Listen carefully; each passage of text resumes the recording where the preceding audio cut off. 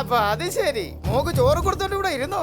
ധർമ്മ, ഞാൻ അപ്പോഴേ നിന്നോട് പറഞ്ഞല്ലേ ആ ഏരിയയിൽ ഗവൺമെന്റ് എന്നല്ല ഇനി ഇവിടെയുള്ള ഒരുത്തം വിചാരിച്ചാലും ഒരു കോപ്പം ചെയ്യാൻ പറ്റില്ലെന്ന്. അപ്പൊ ദാണ്ട ഇപ്പൊ കൊടുത്തു തരാന്ന് പറഞ്ഞ് ഈ നാറ് കയറി വന്നിരിക്കുന്നു. ഒരു പ്ലാൻ മുന്നിലോട്ട് നിരത്തി. അതേ, നിനക്കൊരു 50%, മറ്റവനൊരു 50%. എന്നിട്ടിപ്പോഴെന്തായി? കാര്യങ്ങൾ മൊത്തം പത്രത്തിൽ അടിച്ചു വന്നിരിക്കുന്നു. ആരും അറിയാതെ നീ ഇത് കൈകാര്യം ചെയ്യണമെന്ന് പറഞ്ഞിട്ട് ഇനിയിപ്പോ ആരതൊക്കെ ഇവിടെ അറിയാനുള്ളത്? എന്ത് കണ്ടിട്ടാ ഈ ചാടുന്നേ? ഇതൊന്നും നമുക്ക് വേണ്ട, എല്ലാം മതിയാക്കേക്കാം. അതാ നല്ലത്. ഇവിടെ സൂക്ഷിച്ചകത്തേക്ക് കൊണ്ടു.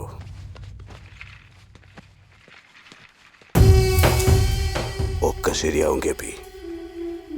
അക്കാര്യത്തിൽ എനിക്ക് നല്ല ഉറപ്പാ. മനുഷ്യനെ വിശ്വസിച്ചോ, മന്ത്രിയെ വിശ്വസിച്ചോ, പണത്തെ വിശ്വസിച്ചോ, ബലത്തെ വിശ്വസിച്ചോ ഒന്നും അല്ല ഞാനിവിടെ വരെ എത്തിയത്. ഭയം, മനുഷ്യന്റെ ഉള്ളിലുള്ള ഭയത്തെ മാത്രം വിശ്വസിച്ചു. അത് തന്നെയാ എന്റെ ഇൻവെസ്റ്റ്മെന്റ്. എന്തായാലും പേപ്പറിൽ റിപ്പോർട്ട് കൊടുത്തവൻ മിടുക്കനാ. കുറുക്കന് സിംഹത്തെ ഒന്ന് ചൊറിഞ്ഞു നോക്കിയാൽ കൊള്ളാമെന്നുള്ളത് സ്വാഭാവികം. എന്നാൽ അവൻ അതിനുള്ള ധൈര്യം വന്നിട്ടുണ്ടെങ്കിൽ അതിനർത്ഥം അവൻ ചാവാറായിന്ന. റിപ്പോർട്ട് കൊടുത്തിരിക്കുന്നത് ആ ഏരിയയുള്ളവൻ തന്നെയാ. ഡാ മുരുക,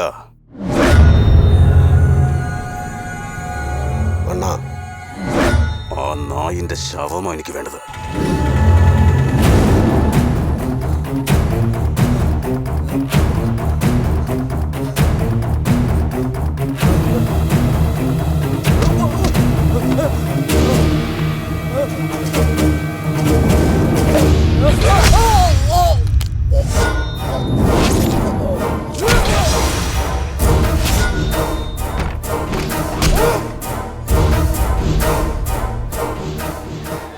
അകത്ത് പോടാ.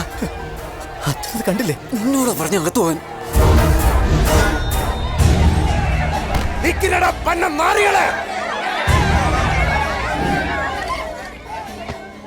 ഇവൻ എഴുതിയത് നിനക്കൊക്കെ വേണ്ടിയാ. എന്നിട്ടിപ്പൊ ഇവനെയും കളഞ്ഞിട്ടല്ല ഓടുന്നു. കൊന്നുകളയും. ഇവനെ പോലെ എല്ലാത്തിനെയും കൊന്നുകളയും. ധർമ്മക്കെതിരെ എഴുതിയ ഈ നാറിയുടെ മരണം നീയൊക്കെ കാണണം. അതുവരെ ഒരുത്തനും ഇവിടെ നിന്ന് അനങ്ങരുത്.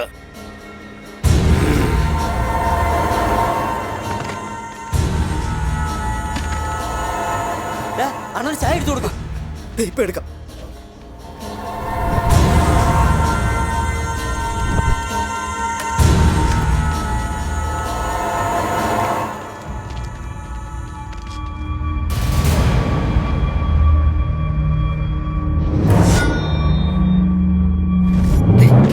പോണ്ട, ഞാൻ പറഞ്ഞു കേക്ക്.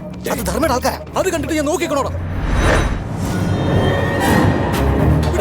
നീ എന്തായി ചെയ്യുന്നത്? അണ്ണാ, അതെ, അവൻ എന്റെ ഫ്രണ്ടാ. അവൻ അണ്ണനെ പറ്റി ഒന്നും അറിയില്ല. ഇവിടുത്തെ കാര്യങ്ങൾ ഒന്നും അവൻ അറിയില്ല. ഞാൻ അവനെ പറഞ്ഞു വിട്ടോളാം.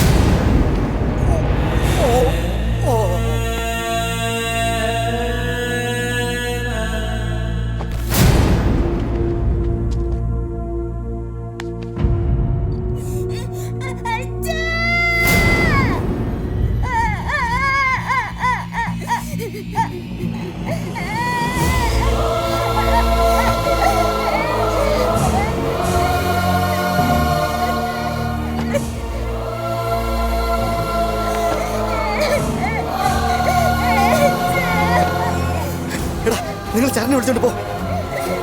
എടാ, നീ ഇപ്പൊ ഇവിടെ നിൽക്കണ്ട. എടാ, ഇതൊക്കെ ഇവിടെ സ്ഥിരം നടക്കാനുള്ളതാ. നീ പോ. എടാ, പറയുന്നത് കേക്ക്. പോകാനാ പറഞ്ഞത്. ഞാൻ പറഞ്ഞു തന്ന പോലെ പറഞ്ഞാൽ മാത്രം മതി. എന്തിനെങ്ങനെ പേടിക്കുന്നേ?